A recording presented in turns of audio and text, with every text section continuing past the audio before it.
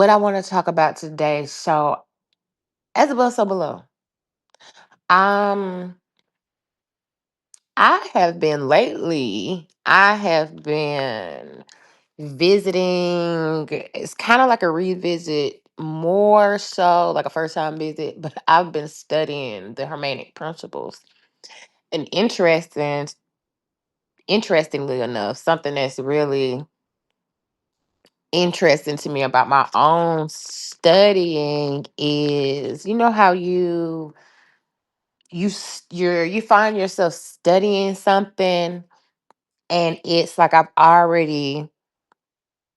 you've been mingling with the energy of it.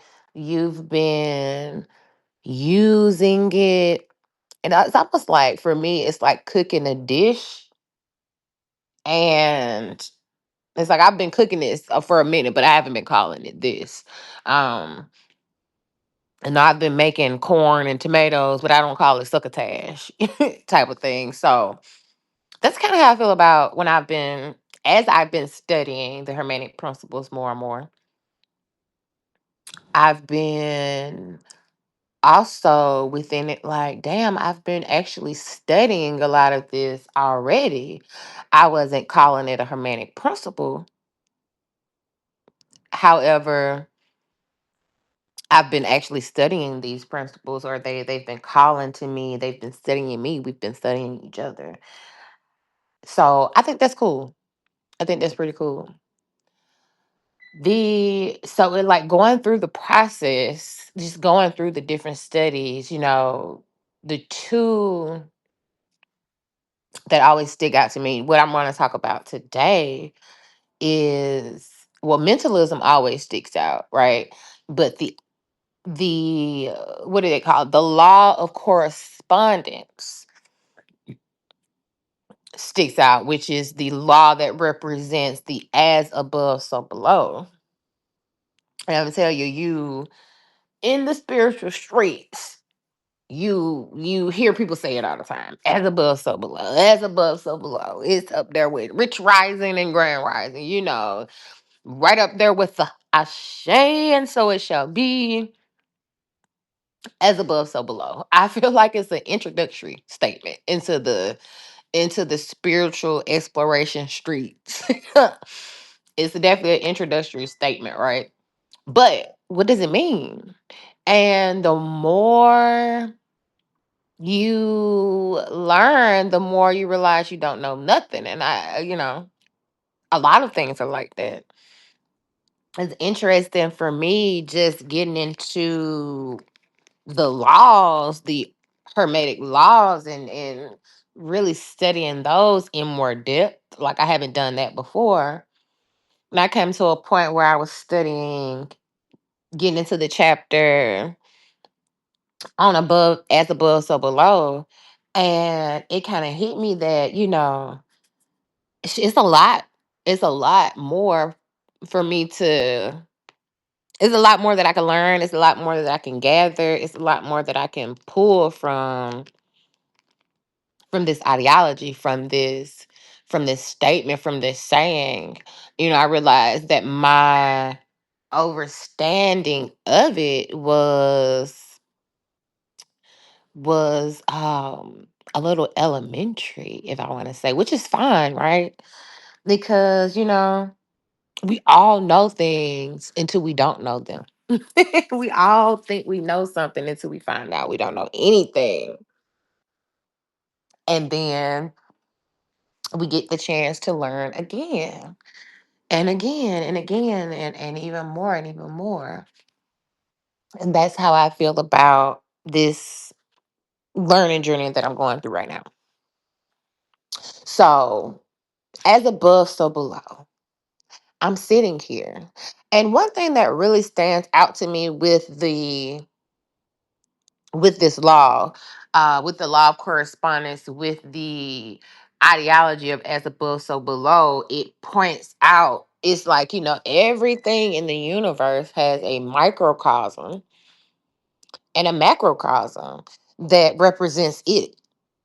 So, there is, what do I mean by that? there's something that I can reflect. It's something I can look at right now that is a reflection of me that's bigger than me on a grander scale than I am. And there's also something that I can look at right now that's smaller than me, but that still has the representation of me, if that makes sense. Still has the exact same blueprint that I have. Still may look exactly like me with its inner workings, or but it's on a smaller scale. So a micro and a macro. I was reviewing, and I see so many things in our world like this, right? Um, the tree, for example, as you look out your window, if you have trees by your house, you may not, but the tree is a great example. Like when you look out and you see the tree and you see the tree branches, that is a microcosm of our inner breathing system. That's, our lungs, our respiratory system. We can look outside every single day and literally see a representation of us. And so many things around the world, so many things within this world are like that. I used to, and I still hold this single thought. I believe because through the through the way of projection, through the way of, let's say, we are living in a holographic universe, which my beliefs are, I do believe in the holographic universe. I believe in the projection from within. I believe that everything is mental. So if everything is mental, then that means the tree is projected from me. I feel like the human species projects itself within the entire world around them.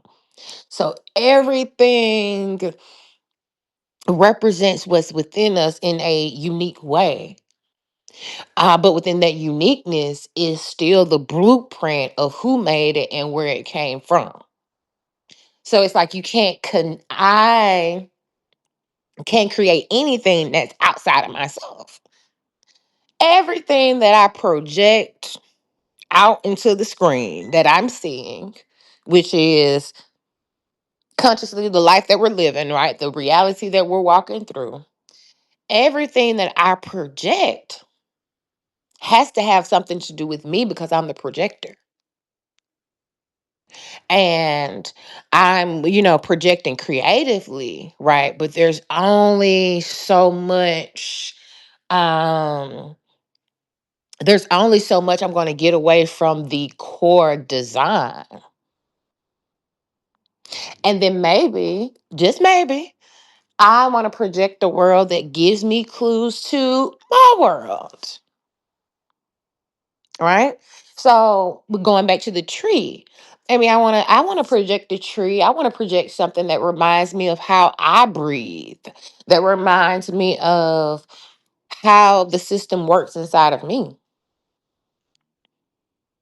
It's almost like we are projecting visuals of remembrance, visuals that help us to remember, recall who we are and what we are doing, what we are here to do, who we are and what we are.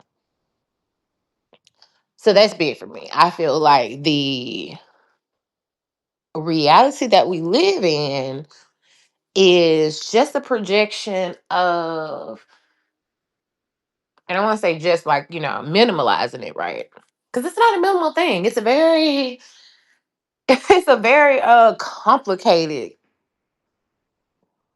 creation. It's very complex, should I say? Maybe not complicated, but complex. So it's a very complex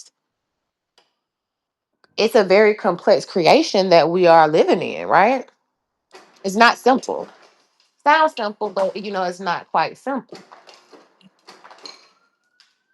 So, yeah, we're projecting out into this world, and everything that we are projecting is within us. As if we can't project anything else. I can't create from a blueprint that I haven't seen, haven't touched, don't know anything about. But what I can do is create from the blueprint that I know. And that is how I feel like, our reality is created from us, from within. So, astrologically, the transits are one of my favorite things to like look at when I'm thinking about as above, so below. When I'm thinking about the macro cosms of it all, the universe, space, the planets. I always have these, I go through these moments where it's really special. It feels special, cool, or weird, but highly unique that we could say, let's say, what's going on, right? Like the north nodes have just switched, right? So on the grand universal scale, the nodes are switching. But guess what? Inside of us, there's a switch too. And a great way to a great way, but a great planetary object to like compare with the energies with like as above, so below is the moon. Probably because I don't know if it's because it's closer to us, so the moon affects people seem to easily connect with the effect that the moon has on them. But even that is a microcosm of what's going on within. Because all of the every energetic force within the universe is within us. Nothing is without. So we go back to the principle of mentalism. And when we carry that through and tie it into correspondence and as above, so below, I am going to say the moon in the sky is transiting, moving through Gemini, heading to Cancer. That's not where it's at right now. I don't even know where it's at right now. um, but that transit is also happening within me. As a matter of fact, it's happening within me, and I'm projecting it outward into my reality so that I can see the visual of it, so I can put a physicality to the spirituality of it. But the actuality is, it's all happening inside of me. I think that's pretty cool. When we look at, you ever seen like the models, the solar system models they have, and you have all the things and everything spinning around each other and this and that? Think of that model. Then think of that model. Just imagine that model, is actually happening inside of you. Right? Because this, creation is coming from within. So I always envision the solar system as being within and being projected without. And again, I think the moon is a great example of like seeing that in real time, feeling that in real time. I think we get caught up in this. Here's the thing. We think that the moon is externally affecting us. No, no, no, no, no. That's not what's happening. We are being internally affected by our inner moon, our inner luna. It is not a rock in the fucking sky that's externally controlling us from this place. It is whatever that moon represents that is within us. Whatever the actual thing that's within us, whatever the spiritual actuality that's within us that is represented by the physicality of the moon, that is what is flowing your mood from here to there. You know, that is what's making you feel like you need to release.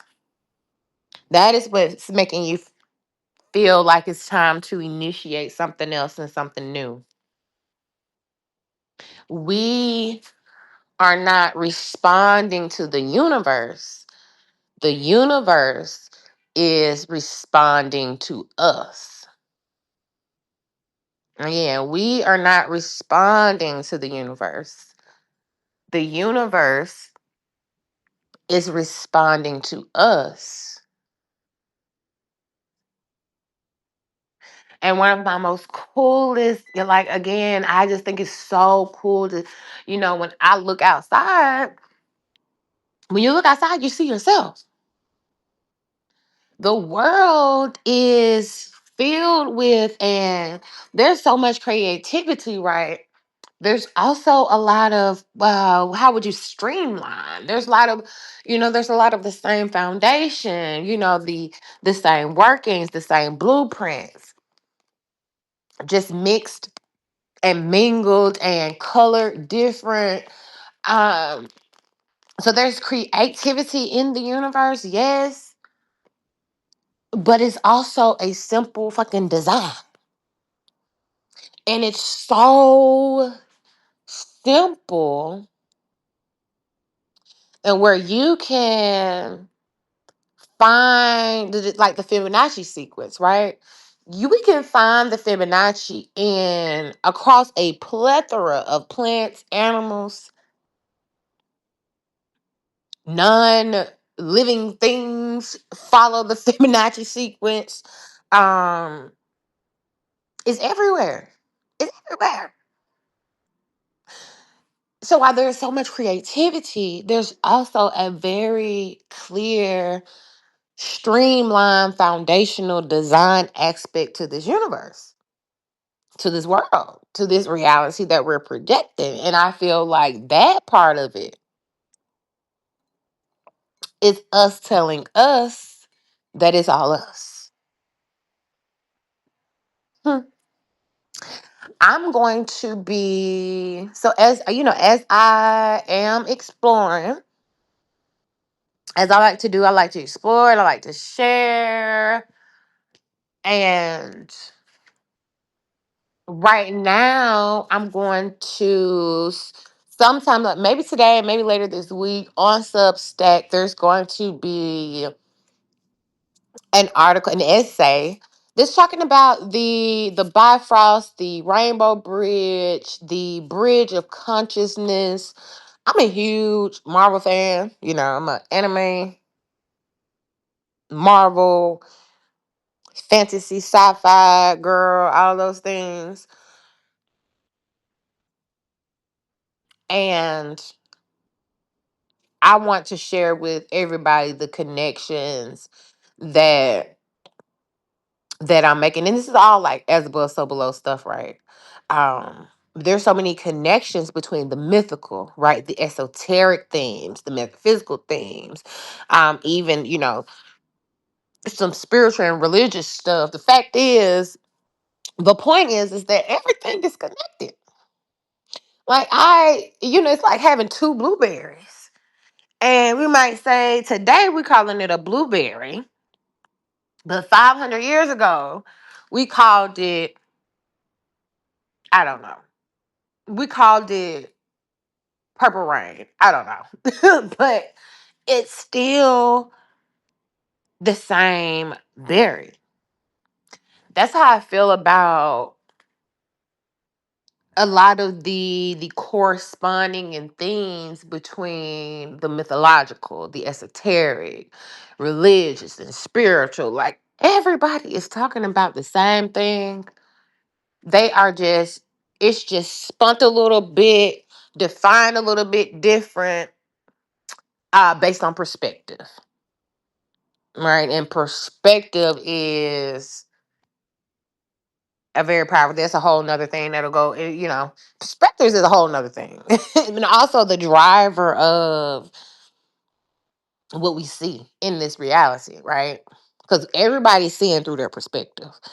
You can only see, your eyes are perspective eyes. That's why they tell us, I'm not, we could both, two people can be looking at the same thing, but seeing it completely different. Because no two perspectives are the same. So we will be, if you are subscribed to my Substack, that's going to be some things. There's going to be an essay like diving into that this week. And I encourage everybody to, like, look outside. One great exercise that I would encourage to, if you're interested in doing any type of like as above, so below work, one exercise I would encourage is to just simply go outside, or while you're driving, moving around, or whatever you're doing throughout your day. See if you can pick out one thing in nature that reminds you of something that is within you, or on you, or in you. You know, see, can you go into nature and find a twin and write about that twin, and write about your comparisons, and write about the reflection that you see of yourself in your twin. I use the tree as a great example. Roots are big, even the street. Like when I see the streets, I think of veins, or waterways or rivers. I think of veins. I think of the veins in my body. Macrocosms to what's within. So that's a cool exercise to kind of just get into the above, as above, so below. I am going to be sharing more stuff in essay form on Substack, maybe some more videos, who knows? But I just love this. I love the concept of as above, so below. I believe that the more we look into it, the more it can help us flow into oneness as well. Because the correspondence of it all is like, hell, everything is everything. You heard kids say that? Everything is everything. It's everything is everything. And so that deepens the connection that we have with, it has the potential to really deepen the connection with everything, with all, you know, with our reality, and with, most importantly, with what's within. Since what is within is what is creating the what is without, is projecting the projection, is putting the things on the screen that we're walking with in this reality. All right. So happy first of the month, y'all. We will be back. I will be back. Thank you for tuning in. See you next time.